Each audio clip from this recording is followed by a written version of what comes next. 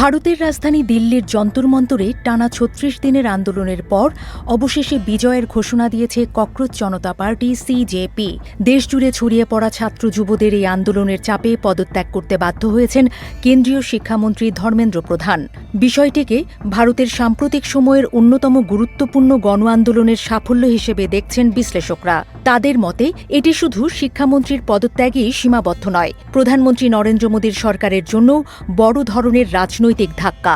সর্বভারতীয় মেডিকেল ভর্তি পরীক্ষা নিটের প্রশ্নপত্র ফাঁস, পরীক্ষা ব্যবস্থায় দুর্নীতি এবং এই ঘটনার জেরে একাধিক পরীক্ষার্থীর আত্মহত্যার প্রতিবাদে ১ মাসের বেশি সময় আগে এই আন্দোলনের সূচনা হয়।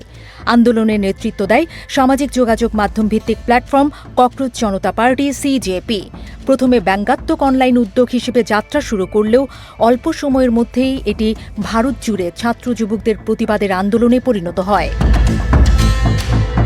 জুনের শুরুতে যন্তর মন্তরে অবস্থান কর্মসূচি শুরু হয়। পরে সেখানে অনির্দিষ্টকালের অনশনে যোগ দেন শিক্ষাবিদ ও পরিবেশকর্মী সোনম ওয়াংচুক। আন্দোলন যত দীর্ঘ হয়েছে ততই দেশের বিভিন্ন শহরে এর সমর্থনে বিক্ষোভ ছড়িয়ে পড়ে। দিল্লি, কলকাতা, মুম্বাই, বেঙ্গালুরু, পাটনা সহ ভারতের বিভিন্ন শহরে ছাত্র যুবকদের পাশাপাশি সাধারণ মানুষও রাস্তায় নামেন।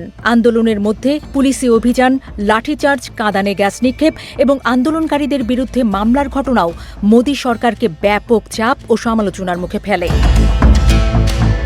ছাত্র যুবদের তীব্র আন্দোলনে অবশেষে শুক্রবার রাতে প্রশ্নপত্র ফাঁস রোধে দ্রুত আইন প্রণয়ন, ফাস্ট ট্র্যাক আদালত গঠনসহ কয়েকটি পদক্ষেপের ঘোষণা দেন ভারতের প্রধানমন্ত্রী নরেন্দ্র মোদী। তবে আন্দোলনকারীরা স্পষ্ট জানিয়ে দেন, শিক্ষামন্ত্রীর পদত্যাগ না হওয়া পর্যন্ত তারা আন্দোলন চালিয়ে যাবেন। শেষ পর্যন্ত শনিবার দুপুরে শিক্ষামন্ত্রী ধর্মেন্দ্র প্রধান পদত্যাগের ঘোষণা দিলে আন্দোলনস্থলে উল্লাস ছড়িয়ে পড়ে।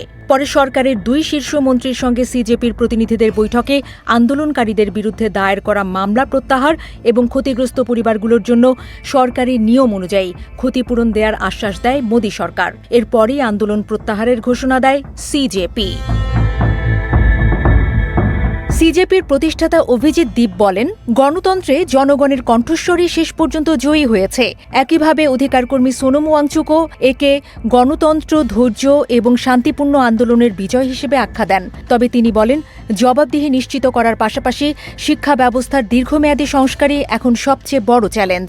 রাজনৈতিক বিশ্লেষকদের মতে গত ১ দশকে মোদী সরকার কৃষক আন্দোলন, সিএএ, এনআরসি বিরোধী বিক্ষোভ কিংবা নারী কুস্তিগিরদের আন্দোলনের মতো নানা গণ আন্দোলনের মুখোমুখি হয়েছে। তবে আন্দোলনের চাপে মোদীর কোনো কেন্দ্রীয় মন্ত্রীর পদত্যাগের ঘটনা এবারই প্রথম। ছাত্র যুবকদের স্বতঃস্ফূর্ত অংশগ্রহণ এবং দেশব্যাপী জনসমর্থনের কারণে মোদী শেষ পর্যন্ত আপোষের পথ বেছে নিতে বাধ্য হয়েছে।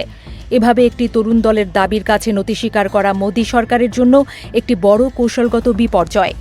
আন্দোলন শেষ হলেও শিক্ষা ব্যবস্থায় স্বচ্ছতা, পরীক্ষা নিরাপত্তা এবং জবাবদিহি নিশ্চিত করার প্রশ্নে মোদী সরকারের উপর জনচাপ অব্যাহত থাকবে বলেও মনে করছেন বিশেষজ্ঞরা।